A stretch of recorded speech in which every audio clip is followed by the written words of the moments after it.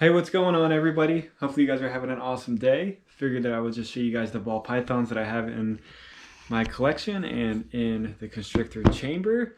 Hopefully you guys don't mind that too much. I know most of you that are on the channel do enjoy seeing the boas more, but I do have quite a few of the ball pythons, and I am planning on picking up maybe 2 more females this year, and then I won't need to get any males until sometime next year, because I'm trying to get them like 8 months before the females are ready to breed. I mean, that's my plan. So I'm probably gonna pick up. I don't even know what I want to pick up. There's so much cool stuff out there right now that the more that I'm looking. I know clowns are. Everybody loves clowns. I love clowns too. I know everybody and me likes the Pieds. I kind of got something that I'm looking into on a project, I guess, and one of the Pieds. But I'm also really liking the, what are they called? The Dreamsicles. Loving those. But they're expensive, and I'm not seeing too many people adding like morphs into them. Just seeing like the basic Dreamsicles. I saw Kabolka do a pastel Dreamsicle, but that was really the only one that I've seen that's, not a normal Dreamsicle, and I think that would be something difficult to add stuff into, just because of the recessive genes that are in there.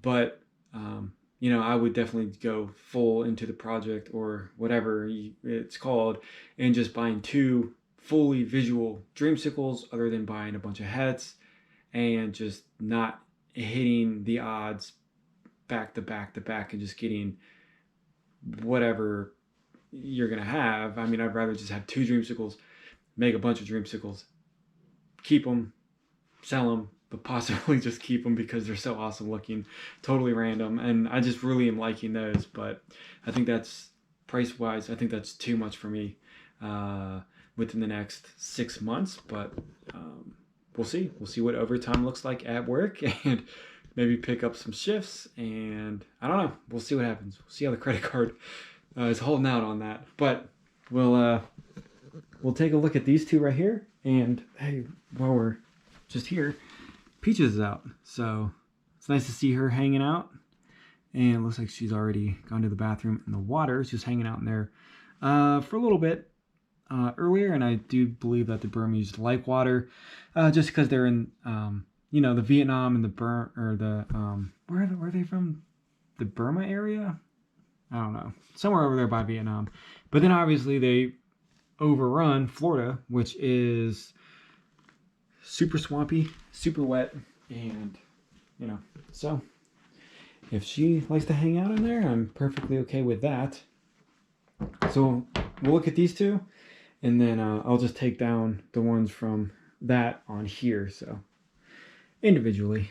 But this is my male pied. This is my very first ball python that I ever got, and this is actually my second snake that I ever owned. So my first one was my California king snake, which is in here, and that was, I would say, 6 years ago at this moment. But he's looking good, and I've never seen plugs or him producing any type of sperm.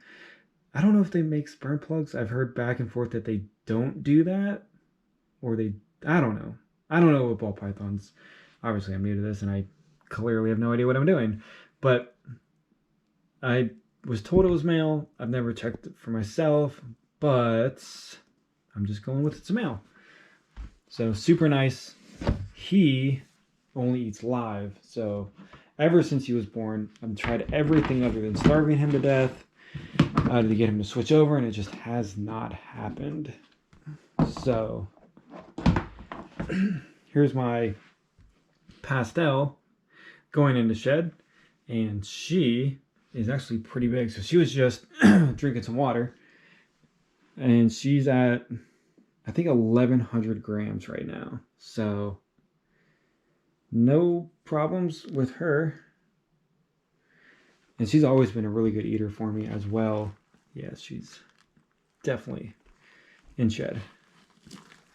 So 1,100 grams, never really thought about breeding her or anything like that, but I do have a banana clown, which I could possibly breed to her as my very first clutch or breeding project. And then I would just get a bunch of, I'd probably get normals. And then I'd probably just get a bunch of bananas or pastels or banana pastels. But everything in there will be 100% het for clown, which I'm starting to notice that a lot of people like getting the het clowns because then they can just have their own project and just try to make whatever combos that they want, other than just getting, you know, like a banana clown, and then you're kind of, I guess you're limited to that, maybe not, but I don't know. I'm just seeing a lot of people that like the het stuff. I prefer to see the markings and the patterns and the colors on them, so I'm really not a huge fan of all of this het stuff. But if it comes with a het, it's not a problem. I mean, if it's something like ridiculously expensive and it has the het, then it would be worth it to try to prove out.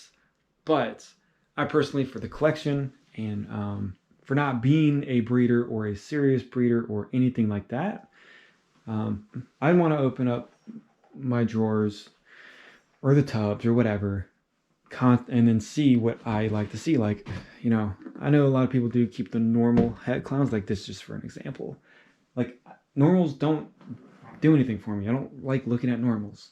So even though it's het clown, it has a good gene to it.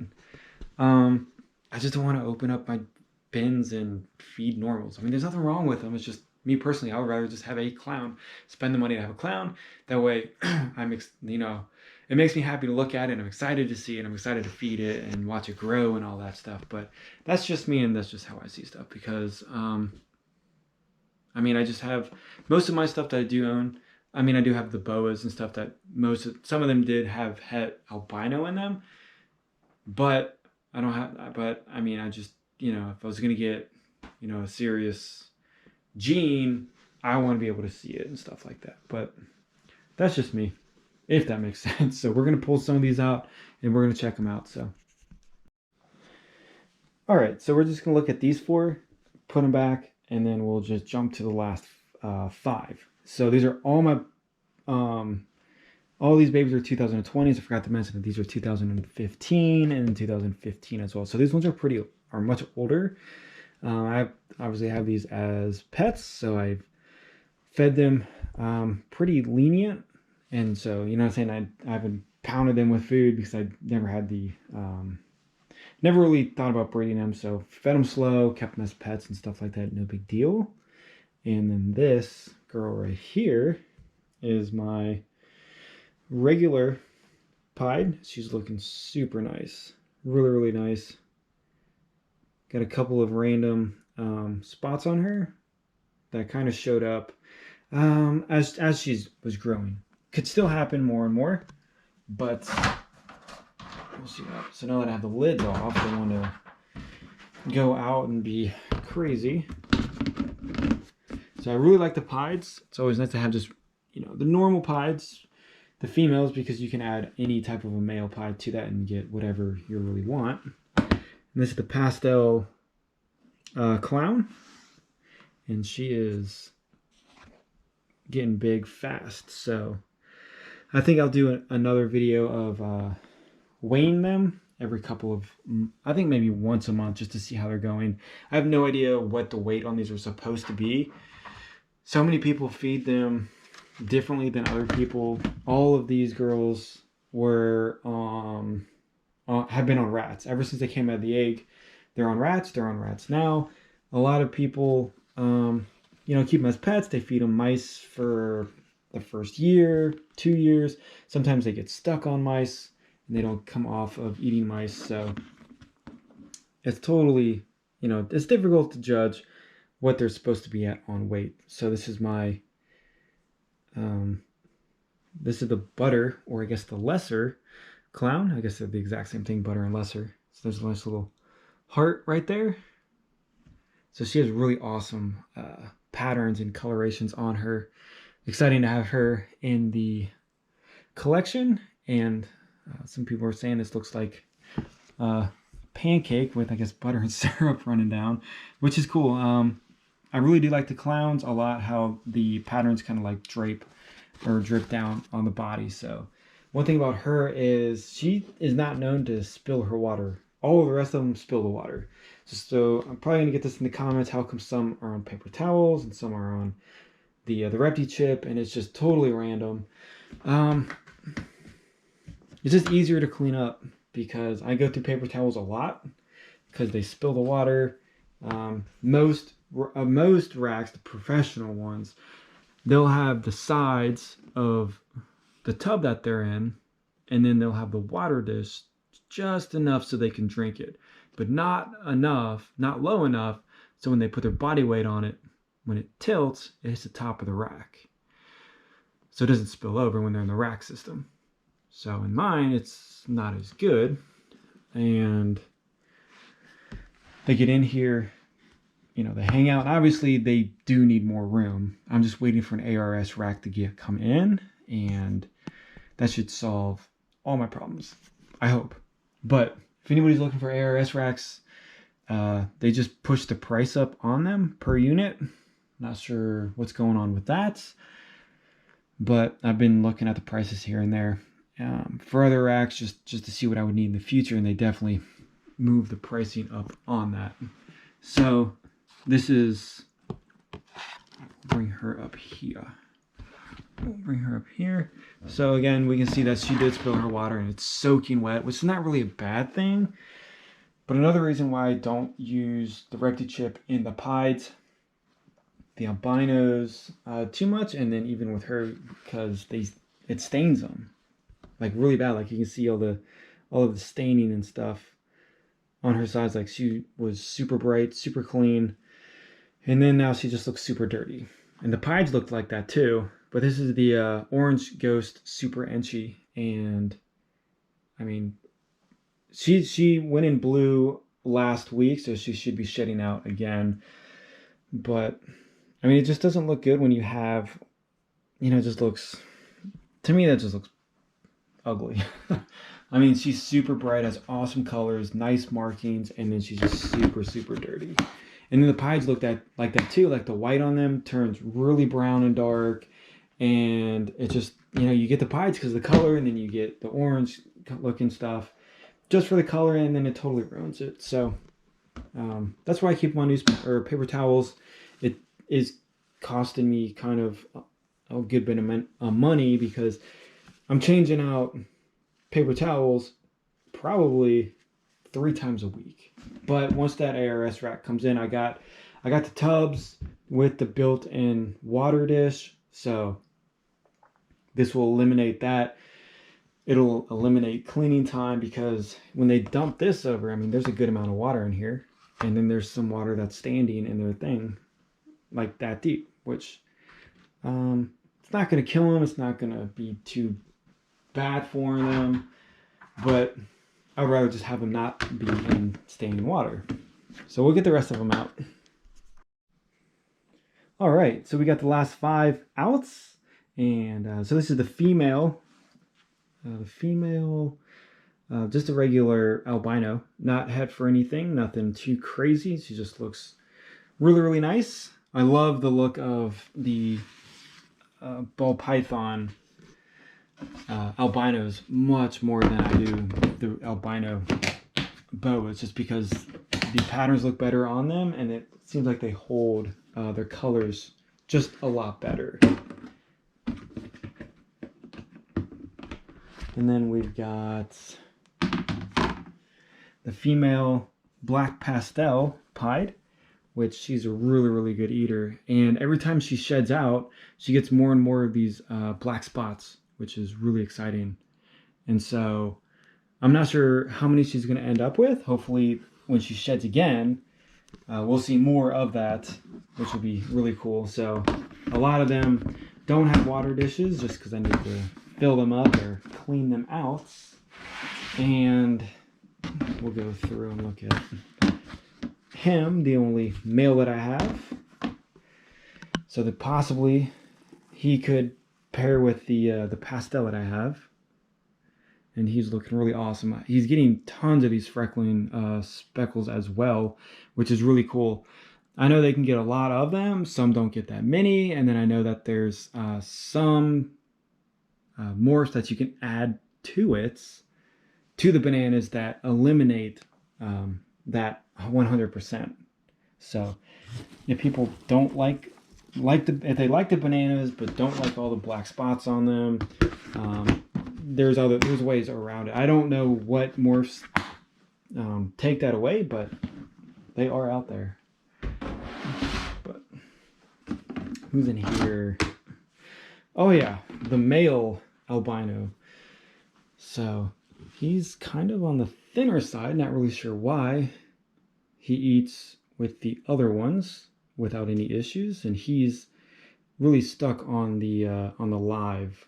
So kind of a bummer, but we'll get him switched over. I'm not sure if I'm gonna put him with her to make more albinos. I could put him with the Pieds and get albino het Pieds. I could put him with some of the clowns and get whatever would come out with the het clown, which would be cool. People like that.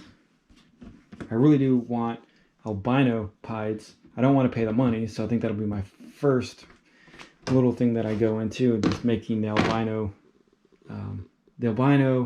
het Pieds. People like those. People buy those as hets because they're way cheaper.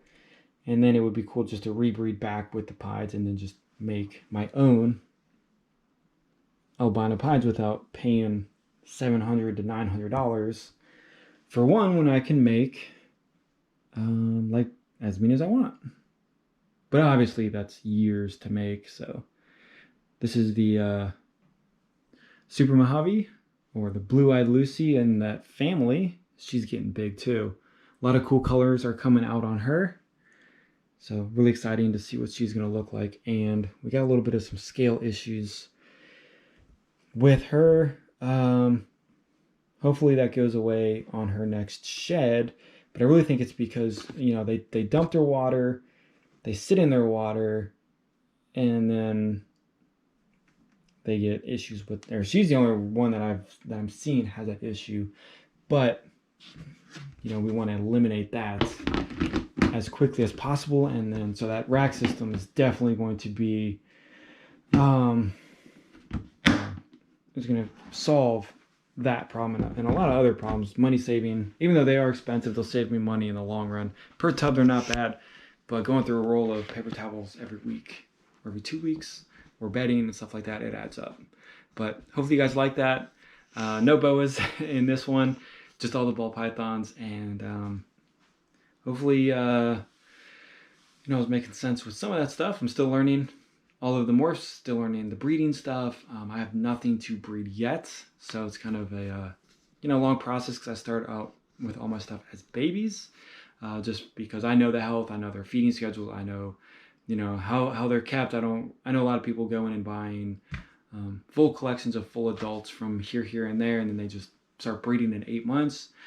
Adult ball pythons are way more expensive than the babies, so crunching on money, had to buy the babies. I wanted to buy the babies just to watch them grow and interact with them and stuff like that. And then, because I mean, a black pastel female in breeder size, that's like $2,000, and then they're online for like $800. So that's and then, you know, you only wait 2 years, and if you're not, you know, trying to breed in 6 months or whatever it is, then it's fine.